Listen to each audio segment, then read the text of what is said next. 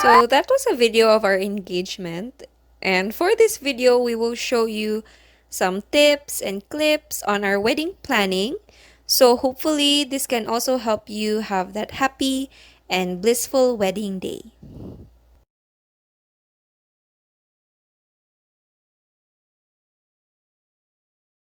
So when I did like a question thingy on Instagram some weeks ago, so someone asked like indoor or outdoor. For me, of course, indoor. Kaya indoor mo wedding. I think it's safe choice.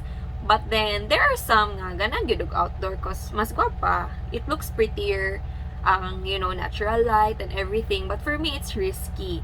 So when you really want to do an outdoor reception, I think it's best nga you get tents or katong transparent nga dome, because those were one of our options also, because there was a part of me that wanted an outdoor reception. Next tip I have for location is you need to go there and actually see, like inspect the place, because what I've experienced by checking out venues for me and my sister's wedding was sometimes if you rely on just photos, like other couples or maybe of the website, it sometimes it looks bigger in photos, or actually it looks smaller in photos.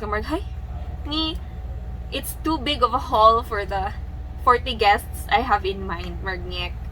Or like, more what this will fit, they say 50 people, but I don't think it will. Margana ba? So at least, lahi man god if ikaw mismo na adito and ikaw gimutan bitaw nga this table will have 8 people. Lahi mo gunas lang mo yun lang. Ay, this will fit blah blah blah people, ma'am. Then musalig ra ka ana pag-abot dito kay no, 'di ba? And you can also like lay out ahead the area, like for example, okay, so like for us, like the coffee bar will be there, the food will be outside the hall, and ang photo area will be here. At least you will know ba nga there's this space available. And then once you negotiate with your venue person nga, you can ask nga, is that space allowed? Is that included in my rate?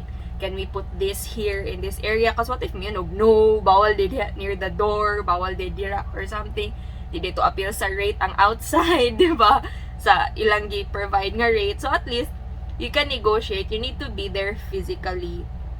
And another thing, if you're planning to give like accommodations to your guests, like for example for us, we wanted them to enjoy the night through, because mo gonna reason people leave early during the reception is because they have to go home, and samot na ron there's curfew, and then samot na if like outside the city good imong venue. So that's one reason. So for us, okay, so para dili mamauli hatagan og rooms tanan. So that's what we did, and we wanted it to be like a family affair for the next day, like family day for everybody. So we were giving accommodation. So that's one tip. if kaya, diba?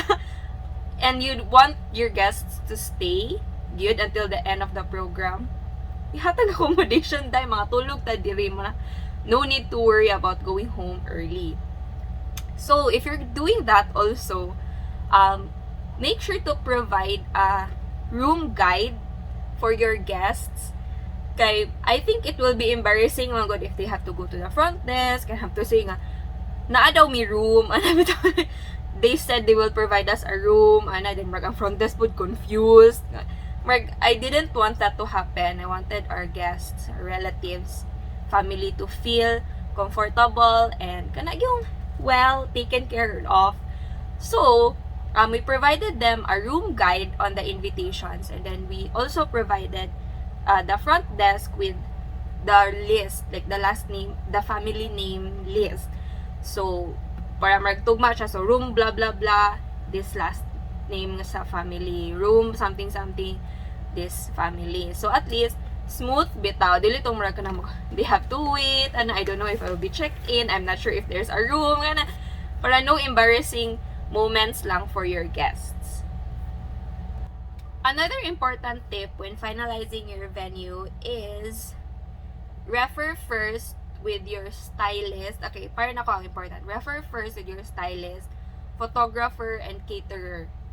And, of course, your coordinator if you have one. Refer with them first nga, ma'am, this is our tentative plan for the venue. Kanisha. Tell us what you think, diba?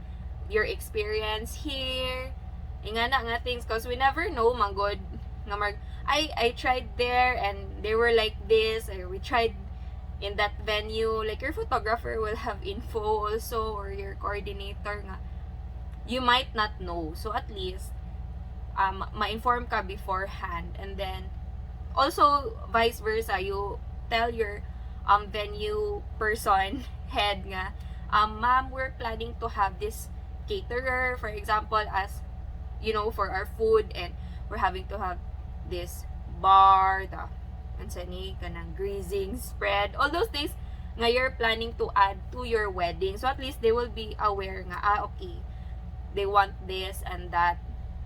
Because sometimes there are venues nga, we will not accept kani nga supplier anymore because we had a bad experience with them. So at least you can be informed beforehand kaysa na-book na nimo both and then you have to choose.